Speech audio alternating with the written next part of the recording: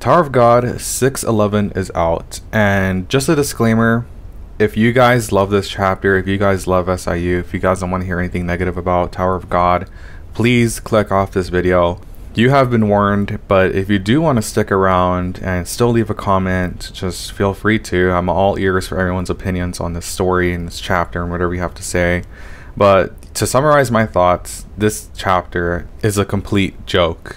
Like, that's being nice. I could say much harsher words, but I'm just gonna leave it as that. This chapter is a fucking joke. So we resume from last chapter with like Bam coming to Khun and Dumas, and Khun is outraged. She's like, Bam, why are you here? You're not supposed to be here with Dumas. That he's gonna capture you. But Khun is so like concerned with Bam's safety, right? But at the same time, Khun he knows he's a regular. He knows that he can't compete with rankers or high rankers unless SIU helps him out, and he still goes with him. He had opportunities to just not compete in this tournament. Like, he could have just left when Goro was boarding everyone on the ship. Like, Cha could have taken his place. But no, they have to stay with Bam for whatever reason, fan service or something. They always stick with him. But Khun, it doesn't think about that. He's thinking, oh no, the Bam, you're not supposed to be here. Even though I was about to die, even though Dumas is about to kill me, probably.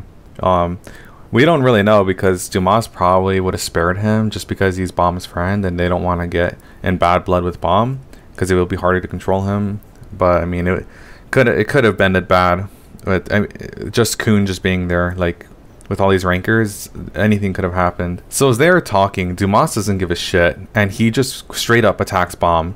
And Bam is just caught off guard and he already has a scratch in his face. So I don't get it, Bam. Like, Dumas is he's over here all powered up. Like, he already broke his armor and everything. Like, he is ready to fight.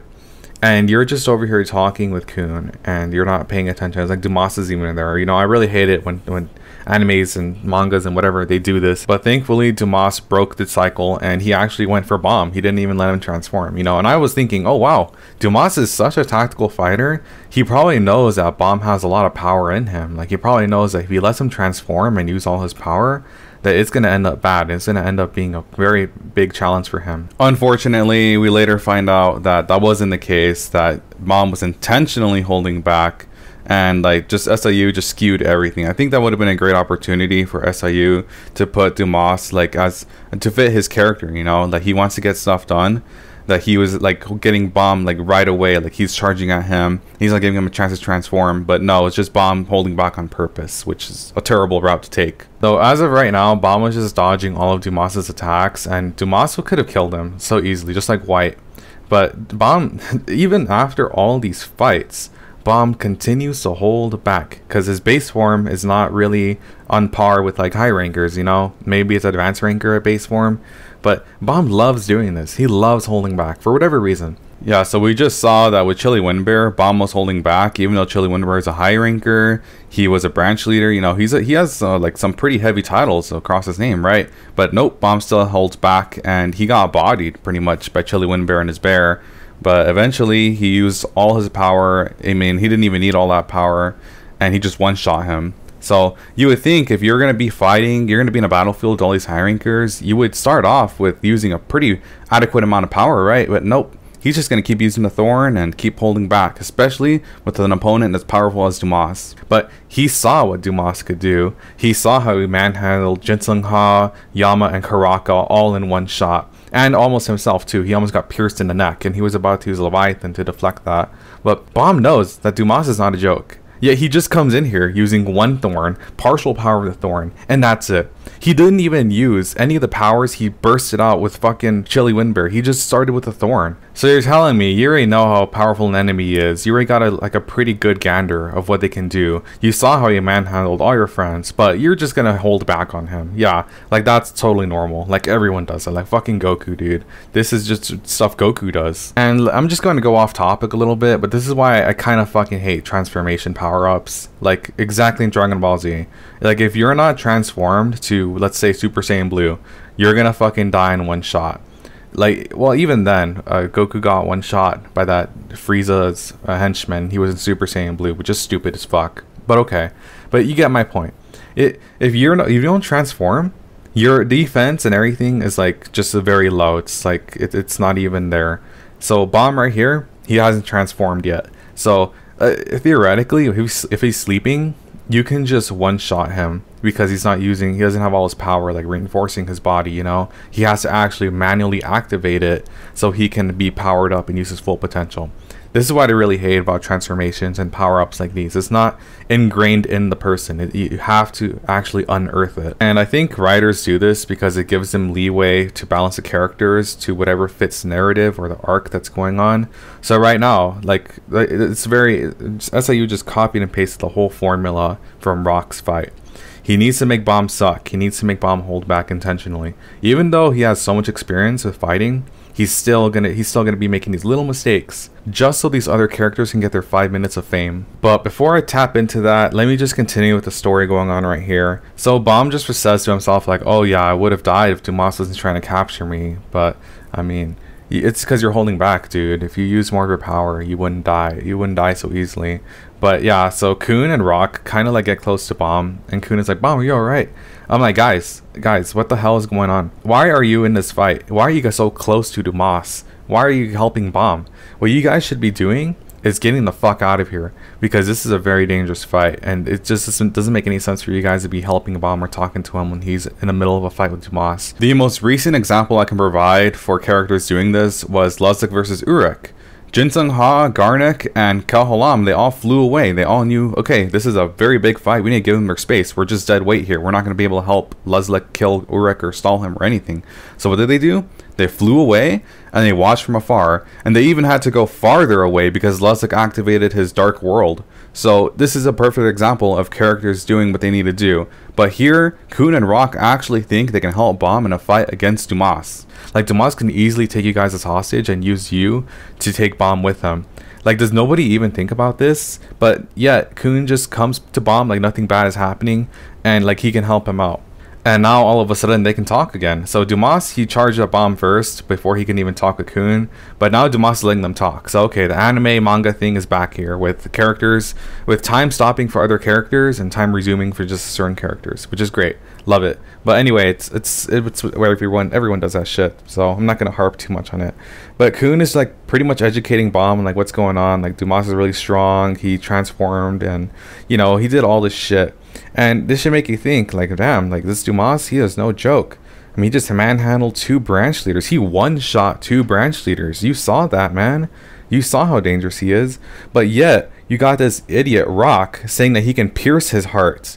Are you fucking kidding me? Okay, but for SIU, I guess this is foreshadowing that maybe Rock is just gonna kill Dumas right now in the next chapter. But still, dude, why are you so confident? You don't even know what happened. You don't even know what you transformed into the other chapter. But you are over here. You're looking at Dumas like he's like I don't know. Like, you're not afraid of him when he's leagues higher than you. Like, everyone here should be fearing for their life, because Dumas just fucking wiped everyone out, and he's gonna continue doing it until he serves Gastang what he wants. But yet, here we go again, Khun having the audacity to say, I'm gonna try to defend you. I'm gonna deflect as many spears as I can. We'll see how long I can last. And Bomb just agrees with it.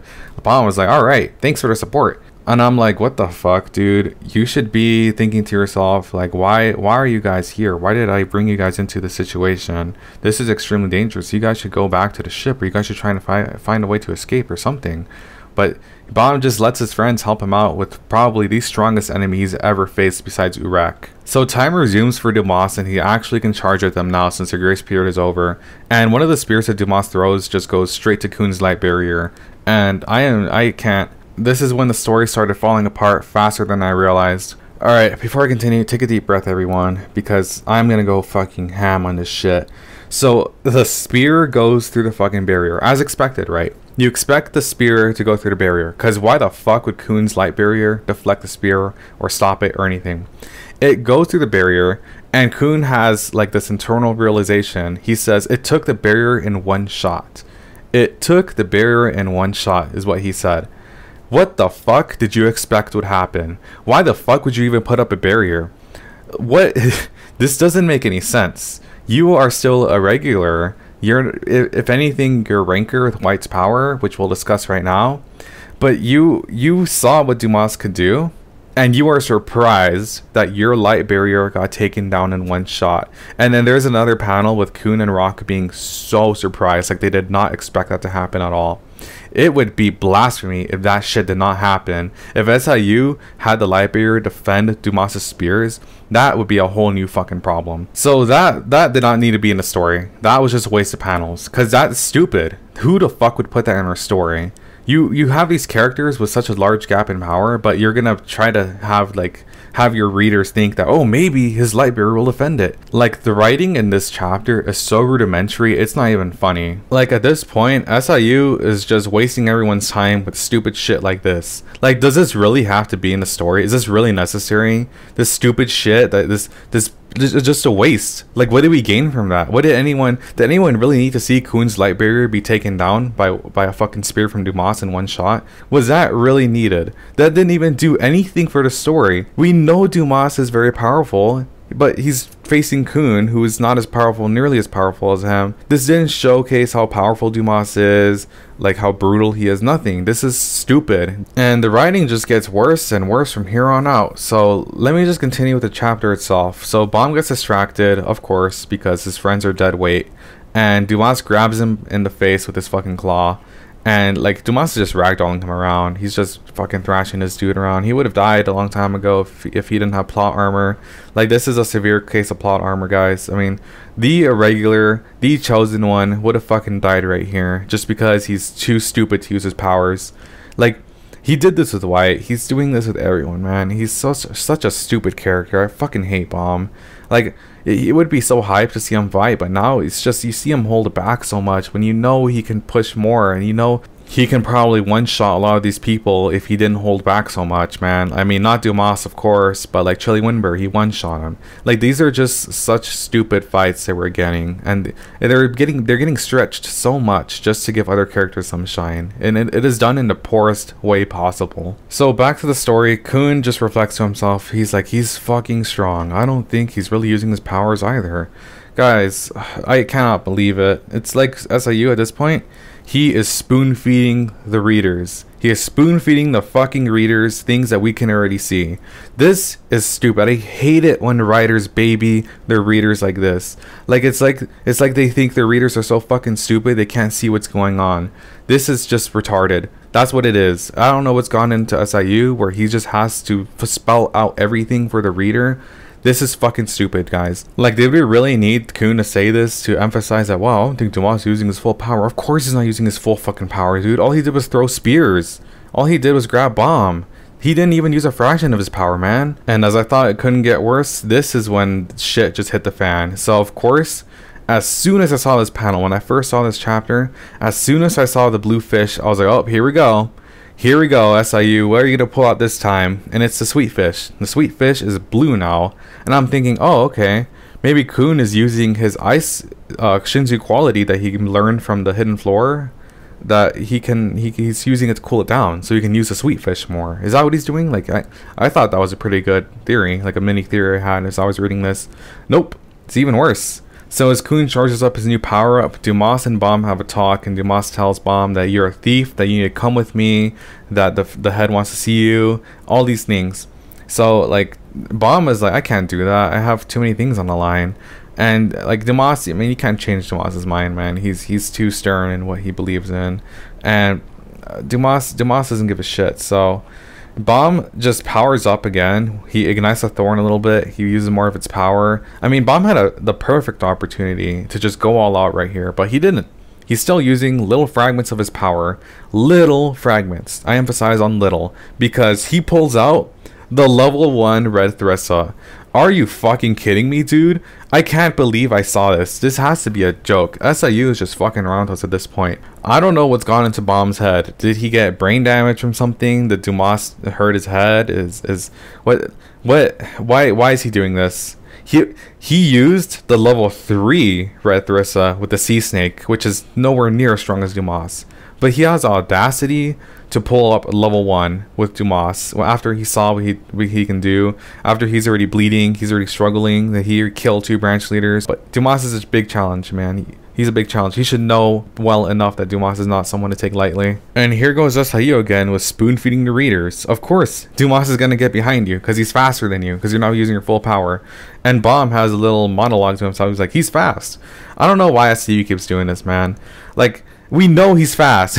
We know he's fast. We know Dumas is fast as shit. Dumas is strong as shit. We get it. We get it, SIU. Why do you have to spoon feed us this stupid shit? Like, damn, dude, give us some time to breathe. Like, you don't have to tell us every single little detail in the story, dude. That's what you're supposed to do with your drawing. You're supposed to illustrate it with your art. You're not supposed to fucking spell it out literally on every single panel. It's just dumb. It's a waste of space and it's not necessary. Like, let the readers think, dude. Let us breathe. Like, we know what's going on, SIU. You don't have to baby us this much. So Dumas pretty much just ragdolls Bomb around. He just twists him around, just drives him on the floor. Like, Bomb is all fucked up at this point. And Dumas takes the time to tell Bomb, like, about himself a little bit. He's saying that Gastang should know everything in this tower. Like, he has a right to know what's going on, and there's nothing off limits to him. So this is good. This is a good segue, because Bomb was telling him that, hey, I don't think Gastang should know what's in this book. But Dumas took that as like, who are you to say that Gastang should know what's in the book? Like, why do you think that? Dumas continues and says that every single like librarian, supreme librarian, has one of Gastang's characteristics, and Dumas's is called austerity. So I looked this fucking word up because I've never heard it in my life, and it's pretty much just getting shit done. It's just getting things done straightforward and just being stern about what you're doing.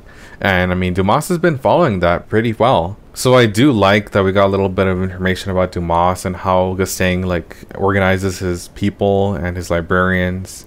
And as soon as Dumas is about to grab Bomb with his claw, Khun just like, hey, where do you think you're taking him? And then this huge blue like energy comes out of the sky. Dumas is aware of it, but he's not really alarmed. And Khun just says, die. He just yells out, die. So, alright, this is where I'm gonna start ranting again. Khun yells out, die. He has no idea what he's doing, and he has this cocky face. So he's going to use an attack that he's never used before on the top third strongest fighter in the Pobedao family. Like, Khun is already so confident that this is gonna work when he doesn't even know. He has no idea what he's doing. And of course, Dumas is affected by it. And like, he's already surrounded by it, and he's like telling Khun that it's not really working and whatever. And Khun is like kind of explaining what's going on. So pretty much the main premise of this power is basically White giving Khun a new ability. So Khun can use this different form of the firefish, I guess, to absorb power instead of giving power. I guess the inverse of what he used to do. And now he can use spells. Alright guys, so when has Khun ever used a spell in this whole story? Has Khun ever used a spell in his whole life? Because all of a sudden he's able to use spells. Khun is very cocky and he thinks he's getting everything nailed down. And of course SIU is going to ride him that way because he needs Khun to get a power up. And having a spell power up is like the easiest cop out to buff Khun. So yeah, I mean, Khun is able to use spells now with no practice, no experience, and he's just a regular as well. But he can use spells just because he was around a White. That is pretty much SIU's explanation for Khun being able to use a spell, which is fucking stupid. So with this logic, Rock and Bomb should be able to use a spell, right? Because they both absorbed White's power as well.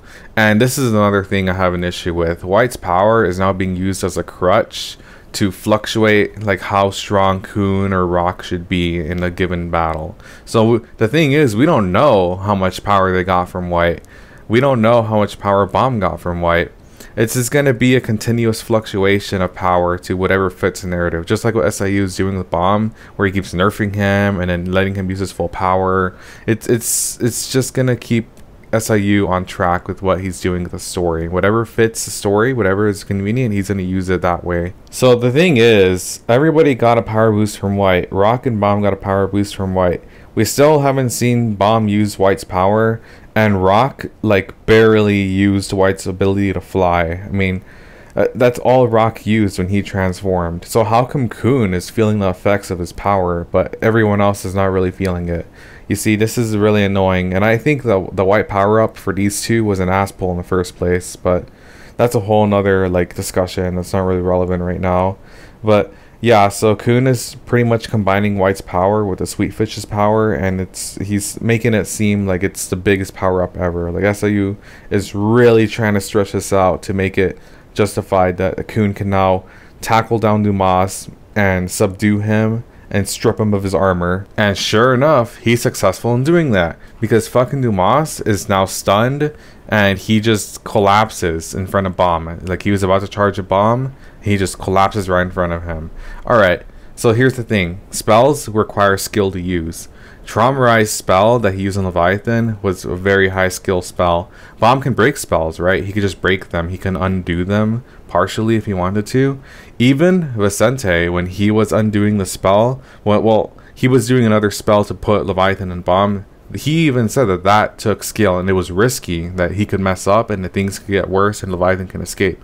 You see, Khun just mastered this spell on the fly without any practice, without any anything, dude. He just got it down one time and it is the most convenient time ever to get it down. So Khun was able to take down this Dumas, this high ranker, top 3 Pobedal fighter Dumas. I mean, yeah, he was already nerfed, yeah, he was already damaged, but still, he was able to one-shot him with a spell that he's never used. Well, Khun has not even used a single spell as far as I can remember. I don't think he's used a spell at all.